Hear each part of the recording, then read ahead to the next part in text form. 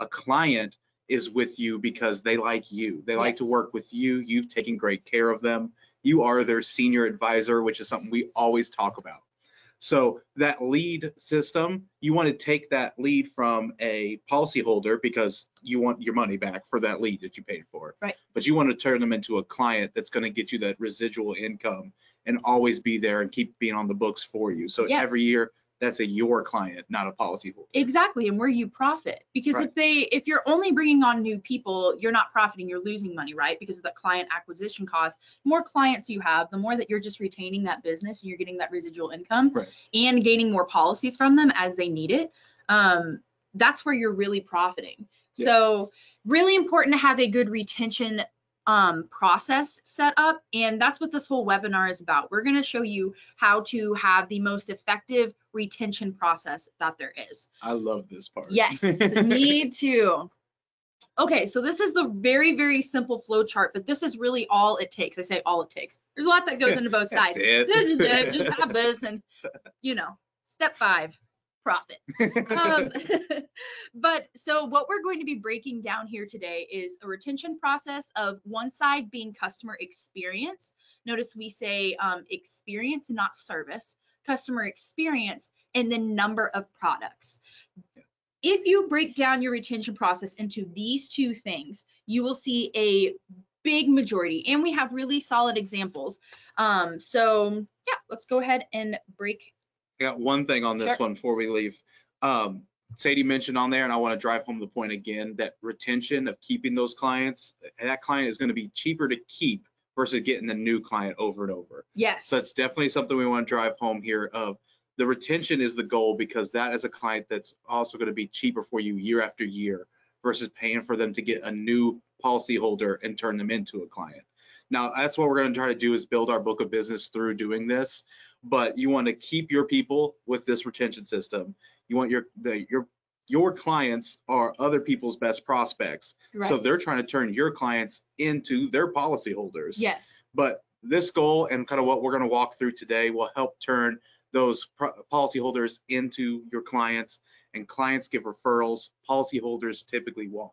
Right, exactly. Well, if they're just a policyholder, if they have, I was about to make a point that the whole webinar is kind of about. We'll save that. But also you want to keep in mind before we jump into this, if you have a retention process that's just one of these things, it won't keep your clients stuck to you.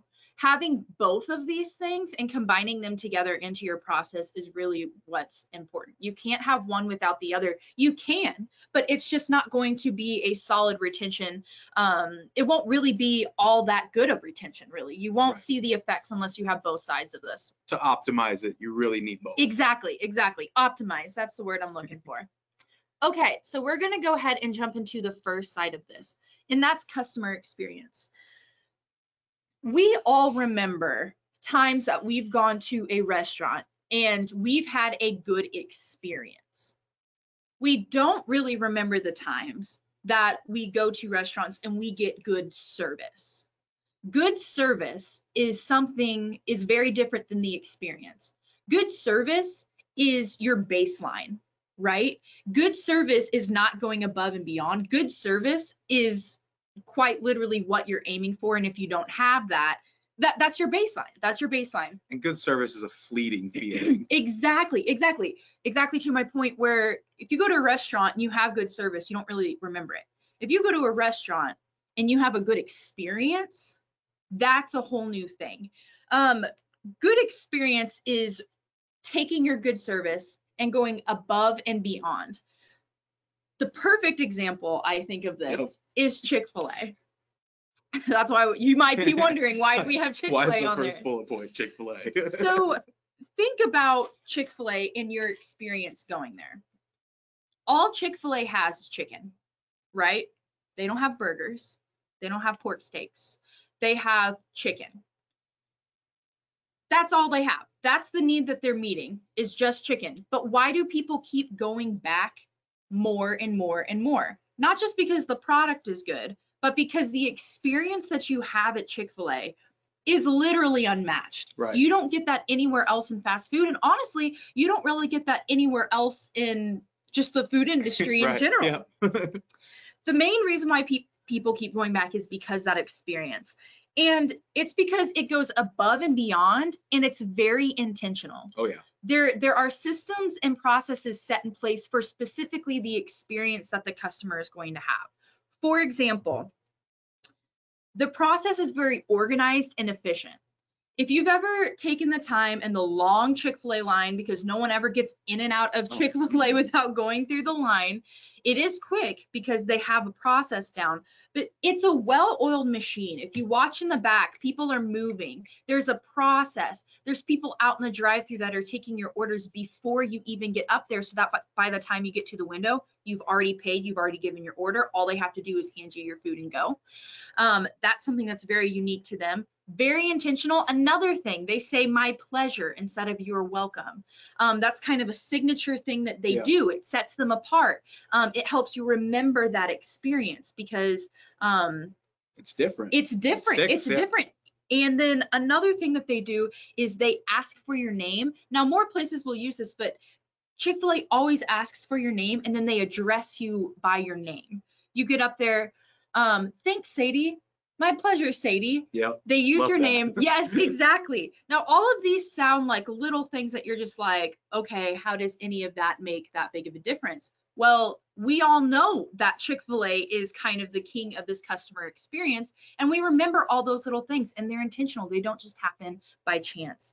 I love the using your name part, because like Starbucks is one that, you know, everybody's like, yeah, they write your name and they misspell it. Right. That's something that they do. The baristas are like, okay, we're going to misspell their name. They'll remember like, well, that was weird. They spelled Clayton with a K and a U. I don't know where they got the U, Clayton. but like, that's one of those little things that a lot of people take from them. Right. So like, it's all about that intentional thing that's going to stick in your head and remember. So if you're going above and beyond for your clients, remembering little details about them, you know, maybe they just got a new dog or their grandkid got a dog, and just like kind of going through that process with them and remembering these little details about them is going to go a long way at building that loyal friend, like that friendship almost. Yes. It's really going to build that retention rate with that client there. Yes, that's a perfect example, because obviously we can't translate all of the good systems and processes that Chick-fil-A has at their restaurant over to your insurance business, because clearly it's a very different industry completely. So a little bit different stuff than chicken, I think. Yeah, just a little bit different than chicken. But the idea of having a good customer experience is something that can translate to all industries, and it's something that you for sure can take to your office. Just like Chick-fil-A, get your process down. Like we said, whenever you go through that drive-through, they're quick and fast. They have people out there, rain or shine. They have people out there in those little plastic I huts. feel so bad. I know, me too, but they always look like they're fine. Yeah, they're happy. They're happy. The little raincoat on. Yes, exactly, exactly. They have, like I said earlier, by the time you get to the window, you're just grabbing your food. You've already paid. You've already taken your order. They have systems and processes in place that make things quick and efficient. Not all places have that. Obviously, we know that we've gone to other places and it sticks out in your mind if they seem disorganized and they seem, it almost kind of makes you feel as the customer that you're a little bit of a burden on them. Yeah. If you have a quick and efficient process and you look like you're organized and you have everything down, that's going to push your customer at ease, and they're going to take in that energy that you're kind of putting out there with, you know, if you're organized or if you're not or anything like that. So get your processes down. If you want to learn more about our 8-step selling process, which is a system that we have kind of here at Senior Marketing Specialist, we have a white paper that will be in the follow-up email. We also have a webinar about that. That's all about just having a smooth, intentional process that you can get down for your appointments. Another thing that you can do is invite them into your process. Yeah. Ask questions. Ask them what they're worried about, especially in that fact-finding process. Make sure that you're not just taking orders. I think that's kind of like the main thing here, really. If you are not going above and beyond with this. What you're doing is you're just taking orders and then sending them out the door. This is their healthcare that you're dealing with. This is not something that should be taken lightly. They should feel like they have a say. Yeah. Ask them questions, ask them their opinions, ask them how they're feeling, ask them about their worries, invite them into the process, show them the application that you're filling out on the screen. It's little things like that that will really make them feel like they're part of choosing their healthcare, and they're not just throwing information at you and you're kind of just like giving them an answer back. I love that. Invite them into the process of, it's a super stressful situation. And like Sadie was saying, like, you don't want your client to feel like they're a burden because they have some health concerns, or, well, I'm a little bit more concerned about this. That's exactly what you're there for. Yeah. And they need to know that, and Yes. feel that. Yes, exactly.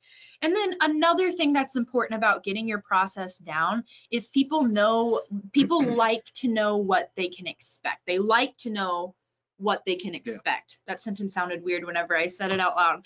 With Chick-fil-A, you know exactly what's going to happen. You're going to get in the line. Someone's going to take your order before ahead time. They're going to tell you which car you're going to follow. You're going to go through. You know what to expect whenever you go to Chick-fil-A because their processes are down and they're efficient.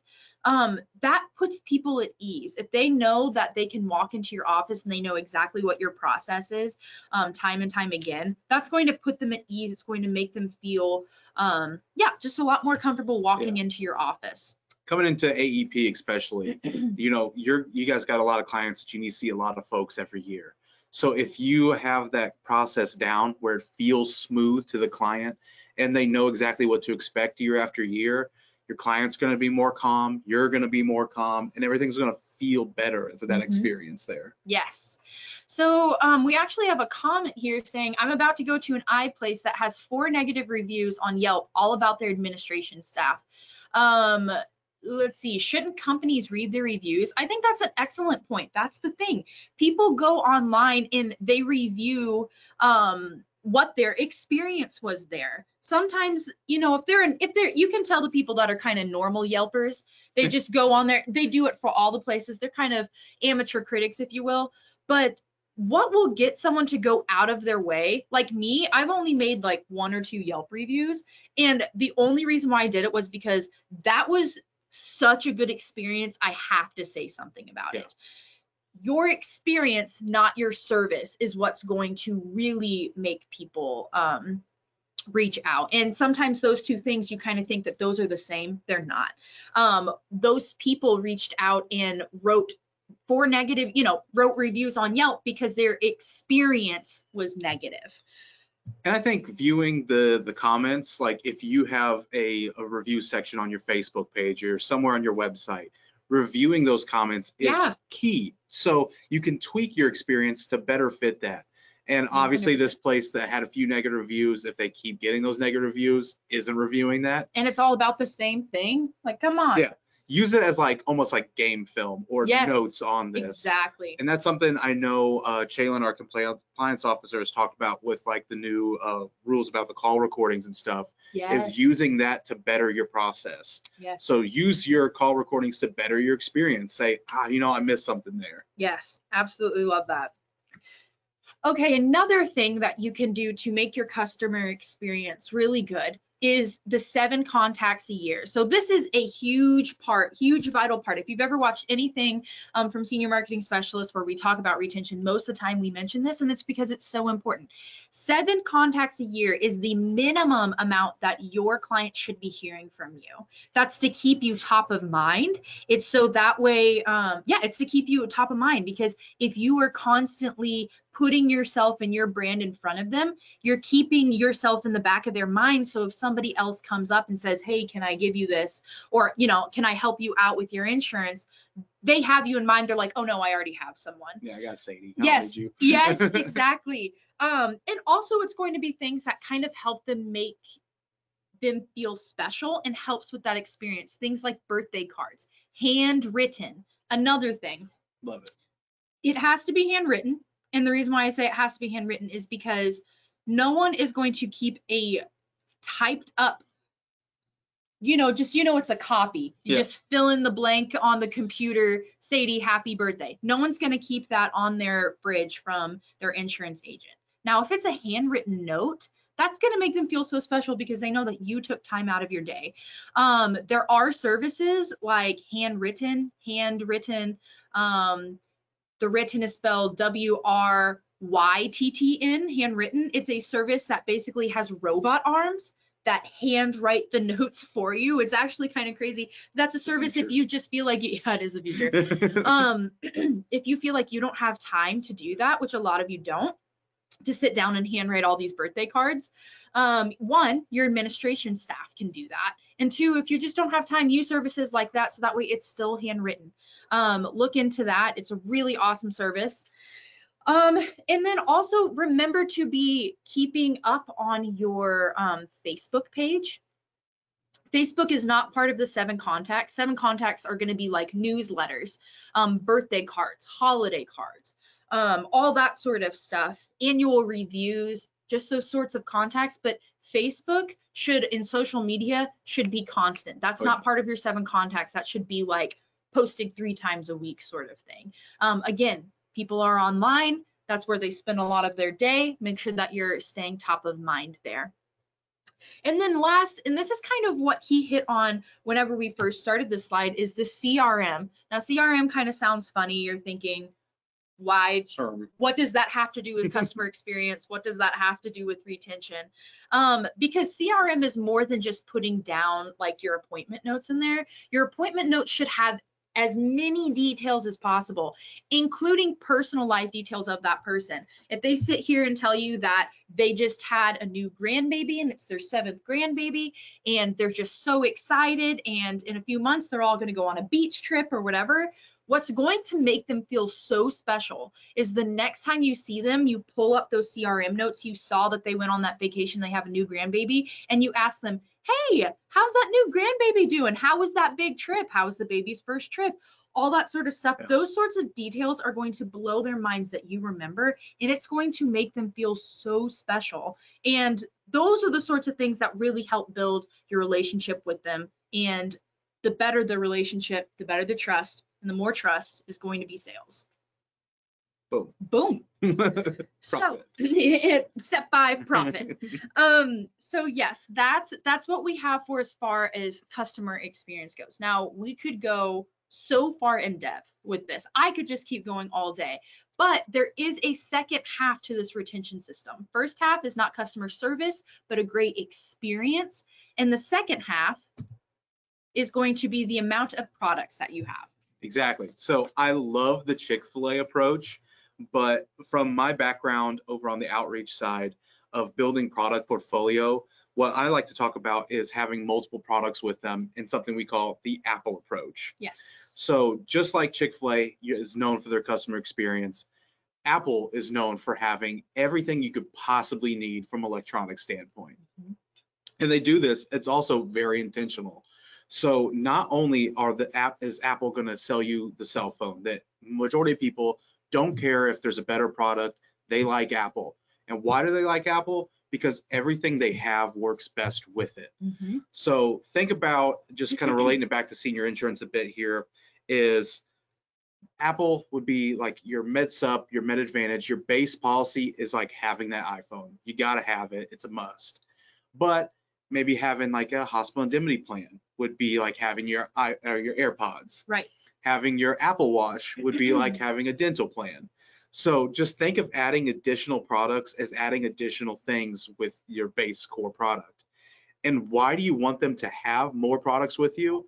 Is because it makes it a little harder for another agent to swoop in and take your client. Because you're trying to, like we said from the get-go, is turn that policyholder into a client. So you want to build them the best way you can to make it harder for someone to take them and then be their policyholder. Right, exactly. So for instance, if I go to the mall and I go to the Apple store, I walk in and I already know that I have a cell phone with them. The most basic thing I walk in and I'm looking for a laptop. I'm looking for headphones. I'm looking for a charger. I'm looking for a tablet. I don't know what kind of budget I have where I'm just walking in and buying all that stuff, but let's say in a perfect world, that's what's happening. I'm going to go to the Apple store because I can get all of those places in one spot. Yeah. And I know that whenever I walk in, they're going to help customize the products that I need and help me kind of figure out what I need and what works best for me. I'm not going to walk into an Apple store and then also go to a Microsoft store to get my tablet and all that sort. No, I can get all of my products with Apple. And if I already have multiple products with them, why would I not just keep getting more with them? I've already had a good experience Right. with them. I already have my products with them. Why would I go anywhere else? And you know it's going to work. Yes, You know it's paired well because they got you the first thing. exactly. So everything that goes along with it, you know is going to work because they know what you got. Yes. So think about the other side of the coin of I go knock on Sadie's door. I'm a Samsung salesman. She's already bought all this stuff while she was at the mall because she's got a crazy awesome budget. So I come knock on her door as a Samsung salesman and say, hey, I have a phone that can beat every single aspect that your current phone has. It's got better processor, it's got better camera, it's got cooler flippy objects on it. Right. It's an Inspector Gadget phone from the future that I've made up. So I sell Sadie on this. It's an amazing product. I know it's better. Sadie's going to have a harder time saying yes to me because she's going to have to switch everything. She's not sure if that's going to work with her new headphones or her laptop. But what you got to do is have those products in place. So when that Samsung phone guy knocks on the door, you're already in line. You've got everything built where it's not just making it harder from a standpoint of like, oh, I got to switch all these policies. It's making it harder because it was built perfectly for them. Exactly. Yes, that's exactly. If they have multiple products with you, that means that there's multiple needs being met. And if there's multiple needs being met, why would they need to go anywhere else? Yeah. They're already being taken care of, they know. And I like to call ancillary products complementary products because they're going to complement that original product you got them set up with, their MedSup, their MedAdvantage, whatever that might be. Yes. And so to sell more of these complementary products is something we talk about all the time. And a webinar I know Sadie and I have done before is you got to find the issue, the problem, and then you got to give them a solution. Yes. So finding the problem or find their issue that they're currently having, sell them on what's going to cause or fix that problem that they have, and then build them that ultimate benefit package. So regardless of what situation comes up, they know they're going to be covered. Right. Yes, exactly. So we'll go to the next one here. I wanted to jump in and kind of give some more examples. I know I gave a few out there, but let's dive in just to Medicare supplements. So I know we put on there as PDPs, but you got to think of these as one. The MedSup and PDP should be that person's iPhone. There's no PDP on that MedSup. You know, you just sign up with someone else. They had to go through the process on their own. That's just another one of those opportunities for somebody to swoop in and take that client from you. Yes, exactly. Because the PDP, as we all know, is not going to be your big money maker, but that's something that they're going to use more often than the MedSup. And it's going to be something that is a bit of a pain. It kind of needs to go back and forth to figure out what's going to work best. Right. And if you're providing that service for them versus them having to get on Medicare.gov, search all this stuff, get confused, and want to make a phone call, or that's when somebody calls them up and says, hey, I can help run your drug quote, they're going to take that opt-out because that's a difficult thing for someone who's not familiar with this process at all. Exactly. Yes, exactly. You're leaving a huge, huge hole in service and service alone, which again, like we said, is the base. It's not even what you should strive for. You should be striving over good service. It's not even good service if you have a Medicare supplement and you're not offering them a PDP. That's like selling someone an iPhone and not offering them a charger. Yeah. Not even not just the block, but the whole cord. Just the whole you have cord. no option to charge this phone now. It will die and you'll have no help on your phone options here. Yes. So something that, oh, we're all blurry and we're back. I think I moved the desk. Oh, okay. So something that I mentioned with the PDPs is it's used more often, and that goes for all of these complementary products. All these ones are typically going to be used more often or have a huge built-in aspect of something that could take care of them far beyond what their main Medicare option would cover them for. Yes. So a big reason that I also wanted to bring up is why people are switching from MedSups to MedAdvantage are these extra benefits they can get built into their MA plan.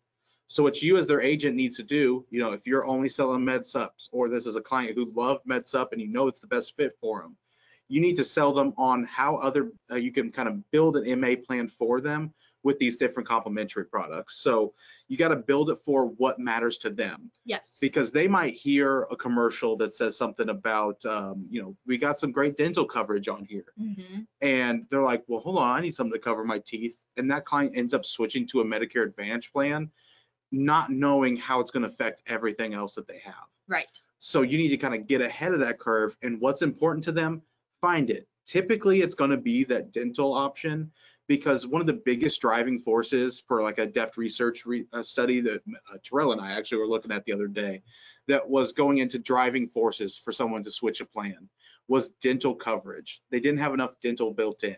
They didn't have enough dental coverage offered to them. So if you're looking at people moving from one side to the other, or losing clients to a Medicare Advantage agent because you just sell med subs, start looking at their dental coverage. A lot of people don't know, one, that it's covered or not covered by Medicare. Right. So they go in, they've got their base insurance, like they had group coverage before, but before they didn't know that their group also had that dental was separate. Right. It's going to carry over the same way, but they paid one premium towards their company. It just got taken out of their paycheck. So they're not aware that they're not getting the same coverage as before. Yes. So make them aware of that stuff. Dental is my first and foremost every time I'm talking to somebody who wants to cross-sell Medicare supplements, is let's look at their dental. Let's see what you can work with. And a lot of these companies now are doing what I like to call like a happy meal, where if they'll give you another product, or you take another product with them, they'll give you a discount. Yes. So like, I know dental is a big one for Medico, that if you took a med sup with them, they'll give you a dental discount. So if you have multiple products with them, it's going to start being beneficial for the client as the premiums go as well. Yes. And if you've never cross-sold before, if you are only selling core products right now and you want to get into that, dental is a really, really solid one to start out with, because of reasons why he said. People are used to coming off of group and used to having dental insurance. Most people are used to that coverage. And so if the HR person is able to sell them by saying, sign here if you want it, don't if you don't, then I guarantee that you will be able to show them the gaps in their coverage and be able to get that sale. Exactly. And then another couple that I consider the next kind of go-tos in line would be with cancer and home health care. And something I talked about on the last slide was finding the issue, their problem, and then how can you solve that? So I'll give a quick example here. Like I said, we have a whole webinar on that, so I won't dive into this too much, but think about cancer insurance as the issue being that cancer is the #1 cause for medical bankruptcy. Somebody's going to hear that and be like, oh, okay, that's obviously a problem. But what you got to also highlight for them is Medicare is not going to cover any of this stuff that's extra or experimental for your cancer coverage. Right. Because a lot of that cost is non-medical. Now, their med sup will obviously cover a lot of the actual medical things that they'll run into, different tests, everything like that, but won't pay for the lodging. It won't pay for the travel, the time off. And highlighting those different problems of what their med sup won't cover for them, and then offering up the solution of a cancer policy and having that lump sum to help be able to take care of all of that. So that's just kind of like a quick how-to on that, but I definitely think dental would be first and foremost as something you need to add on if you're looking at cross-selling all of your folks on there. And then I would also follow that up, because I'm so passionate about cancer insurance, is follow that up with a cancer policy. And home healthcare is another one that pairs really well. And it's another one of those that's almost like an easier sell of, would you rather, given the option, would you rather recover at home or in a facility? Yeah. Most people's quick answer is, yeah, I want to go home. Right. I spent 2 days in the hospital. I want to go home. I want to go home. I don't want to go anywhere else. Exactly. Yes, exactly. I don't want to be stuck in a nursing home until I recover, for sure. And then, of course, there's all those sort of additional costs that aren't covered through the home health care that you'll want that lump sum for. So, and especially after the lockdowns and stuff from COVID, the senior market, we saw an uptick in people wanting home health care, and even now still following, because people just don't want to recover next to other people. They want to be able to recover in the comfort of their own home. So yes, for sure, home health care is something that I feel like sometimes kind of gets looked past, and it really shouldn't. It's an awesome product. So let's dive into your Medicare Advantage, folks. These people are going to get hit hard with advertisement every single year. So what do you got to do to keep them loyal to you? and how can you build those people the Medicare or their ultimate benefit package that's going to take care of everything they need. Mhm. So something I wanted to drive home is the advertisements and the AEP stuff that goes on.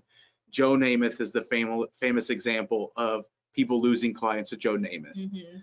It's a good looking dude. People know him and he's on TV Right. constantly. Constantly, yes. So that's something where, okay, how do I combat that? What's he bringing up? With the Medicare Advantage, they're going to talk about dental stuff. You need to tell your folks on Medicare Advantage, you're taken care of, here's that benefit, and highlight that for them. But it's also your job to let them know what other products you offer and what other gaps in coverage they have with these Medicare Advantage plans. And one of the biggest one, and my must-have for a Medicare Advantage cross-selling appointment, is going to be hospital indemnity.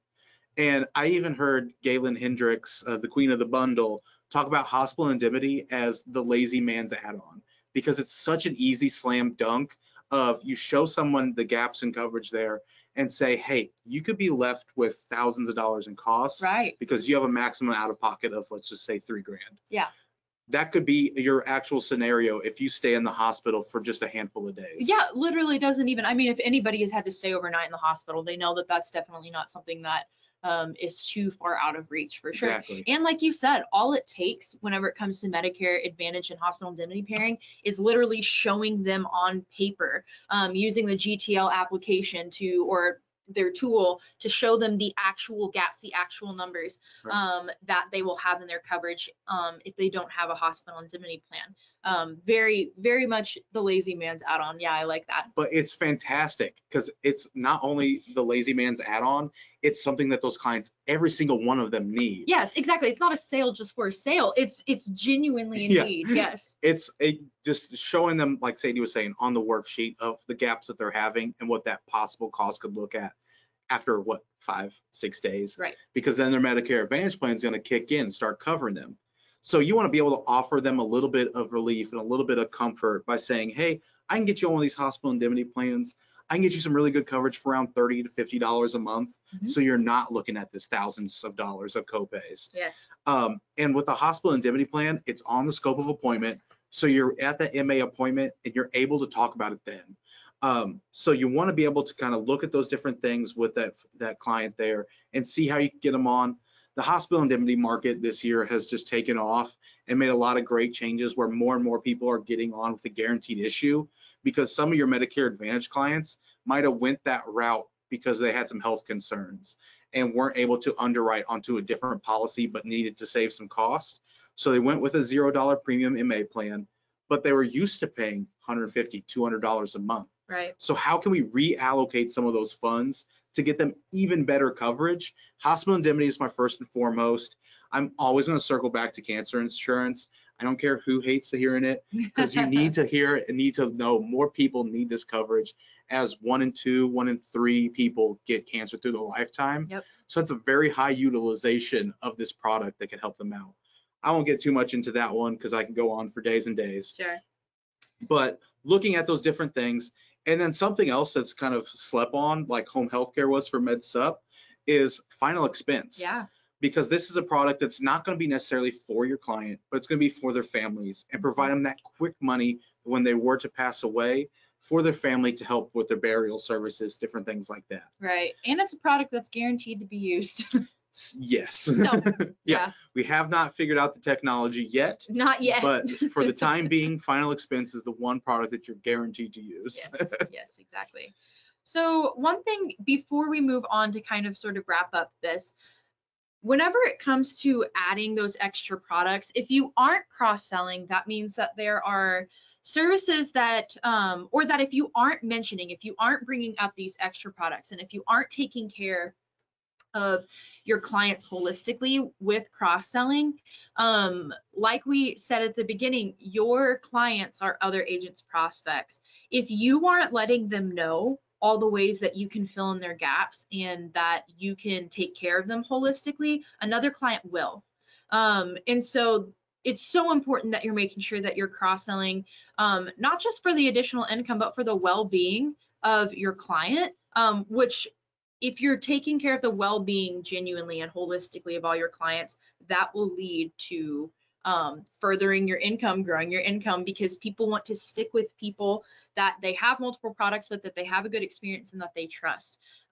So just really keep in mind, if you're on the fence about cross-selling, just know that if you aren't cross-selling to them, another agent is. And you don't want to be afraid of them switching because they only have a core product with you. Well, you made a really good point there of you guys are here obviously because you care about your clients. You wouldn't be at a loyal client base webinar if you didn't care about your clients.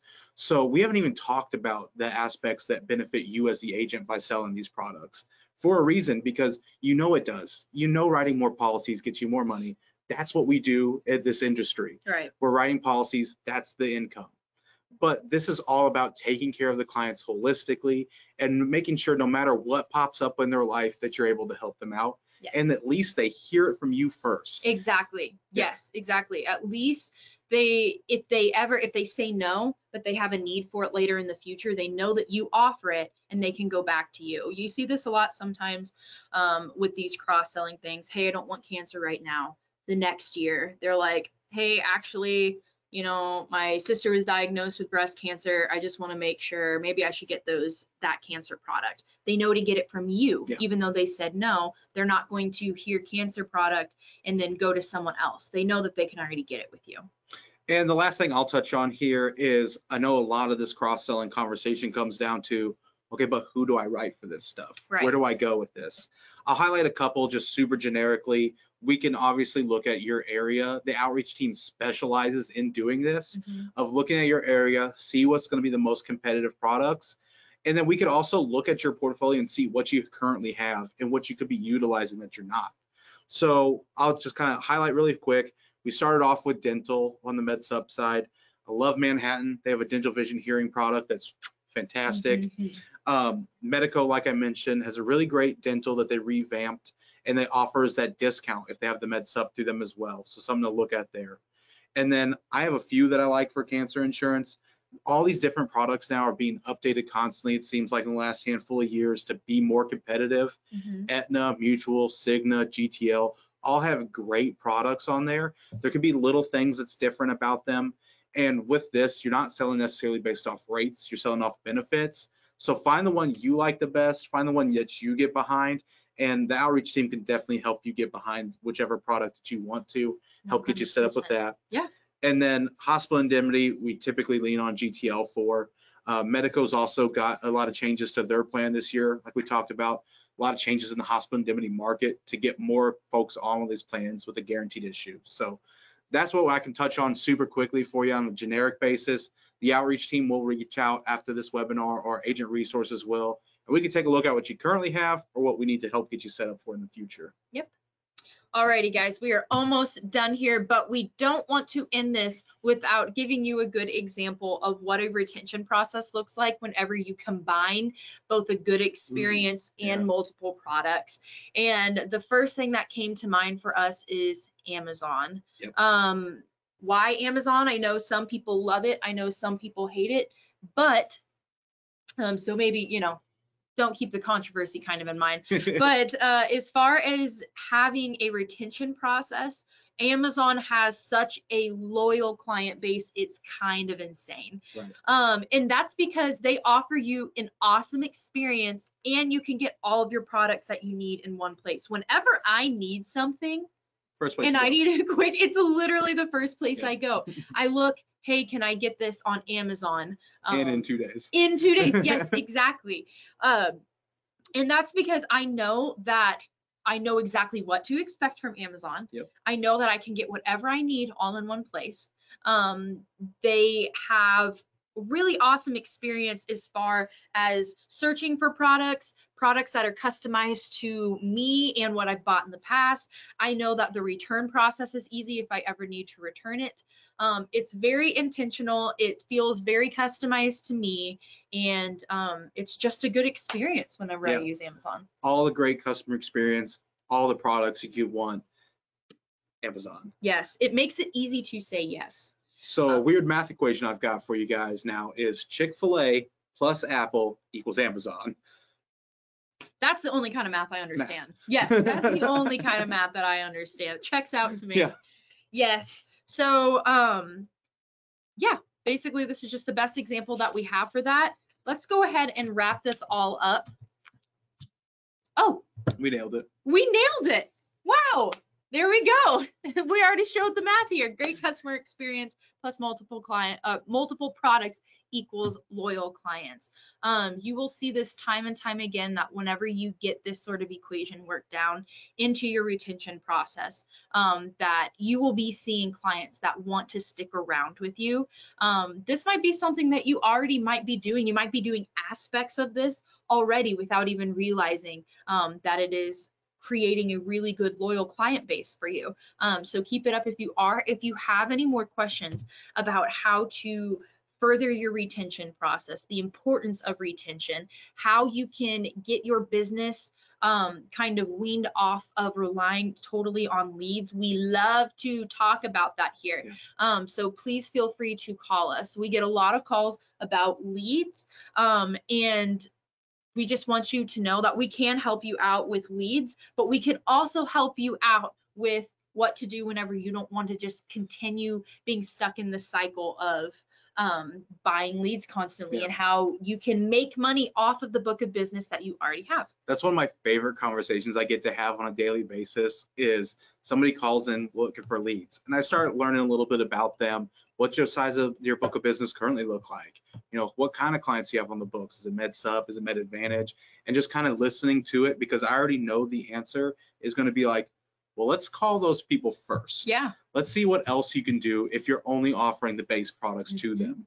There's stuff that you probably already have in your arsenal if you're not cross-selling that has amazing products. Like I mentioned a few carriers there, but they already are in your portfolio. It's just using everything that you've got available to them and making your process intentional, like Sadie said many times here, because I love that aspect of if you intentionally set out to do something, you're more likely to hit your goal of having that loyal client base. Yes, exactly. So guys, let's go ahead and open up the Q&A portion. If you have any questions, please feel free to put them in the Q&A box. We would love to answer any questions that you have.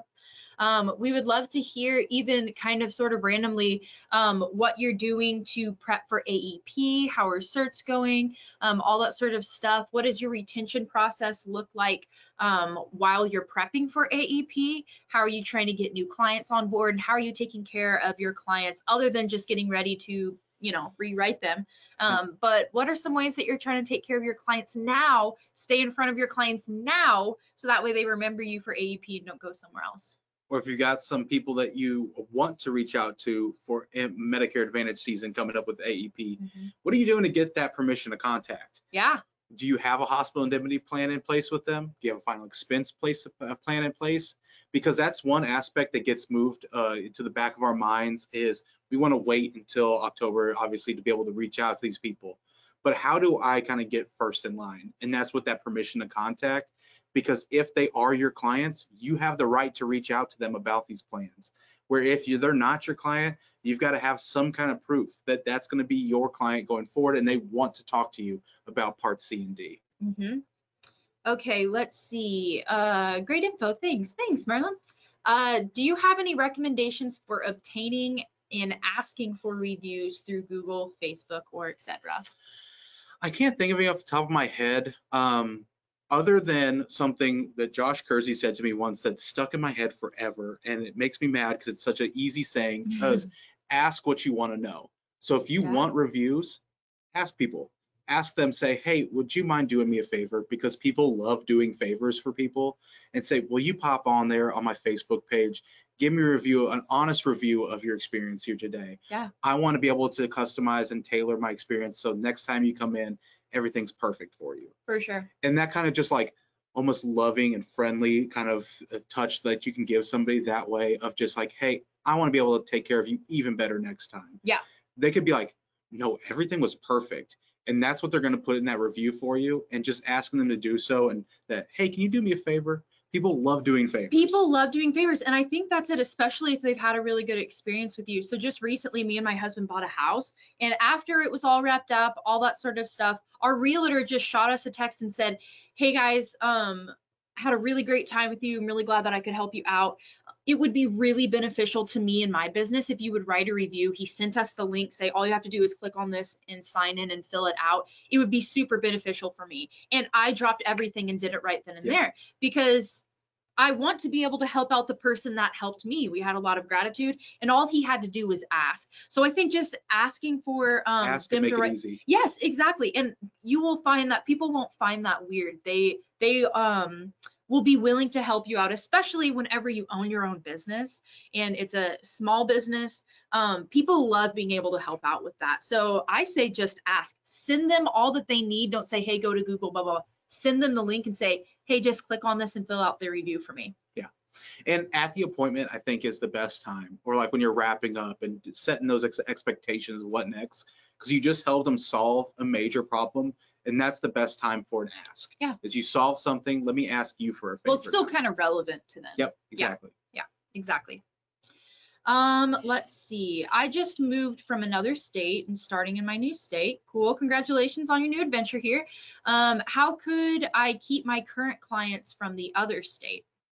Yeah, so that's where those 7 points of contact is going to become that much more important, because you're not physically there to be able to talk with them. It's going to be excellent to be able to reach out to them multiple times a year and say, hey, I wanted to make sure everything's going good for you. You know, what's going on there? If you got a local sports team, something like that, give them a shout out and say, you know, like here locally, like how the Cupies doing. Yeah, like, exactly. show that you still care about the community that you once lived in, and let them know that you're still going to be in contact with them. Just because you're miles away doesn't necessarily mean you can't be in the top of their mind when it comes to senior insurance stuff. So my first suggestion was, one, let them know you're moving, because you don't want them to find out randomly and then be like, oh, okay, well, I got to get someone else that's local then, because they might not know that from a distance, you can still take care of them just as good as you did when you were there. Mm-hmm. That's going to be my first and only recommendation. Yeah. 7 points of contact, stay in touch, and let them know that you're doing so. Let them know that that move happened. And that can be done through like a newsletter. I send it out to all those different clients and say, hey, I have moved. I am still going to be able to service you. And that could be something that's a newsletter and then a phone call. Be like, hey, did you get that newsletter I sent out? I wanted to personally make sure that you knew that I had moved to interstate. Sure. Yes, for sure. Oh, we got another question about the AEP newsletter. When will that be available? Yes. So Jan, while I was not rudely texting someone during his response, I saw your question. I wanted to ask our team the answer to that. When will our AEP newsletter be out? And it looks like